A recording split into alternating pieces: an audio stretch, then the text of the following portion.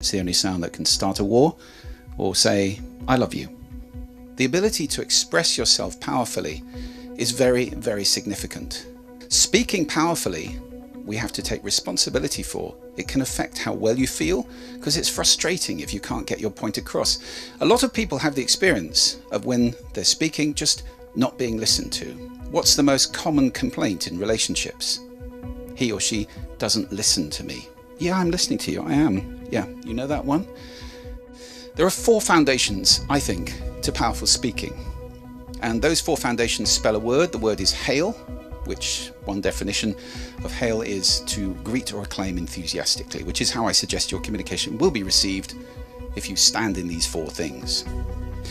They stand for H, honesty. That is just being straight and clear in your speaking. The A is authenticity, being yourself. No need to pretend. Generally, it's far more powerful to be yourself and to be fully yourself when you're speaking to people, whether it's one-to-one or an audience of thousands. The I is integrity. Integrity means being your word. If you say it, it happens. Your words are very powerful indeed. On the other hand, if you say you'll be there and you're never there, people develop a fairly cynical listening for your promises. The L, surprisingly perhaps, is love. Now, I don't mean romantic love here, obviously. I'm talking about well-wishing, just wishing people well.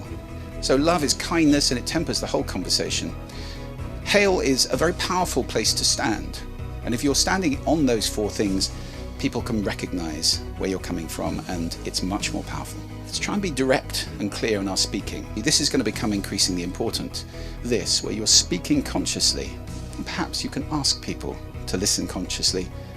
If we put some of these principles into practice in our sending, I can't guarantee people are going to listen perfectly, but I would say you will have a much better chance of being received fully. And then we have a world where sound actually is working for us instead of against us. And I think that's a world that's worth striving for.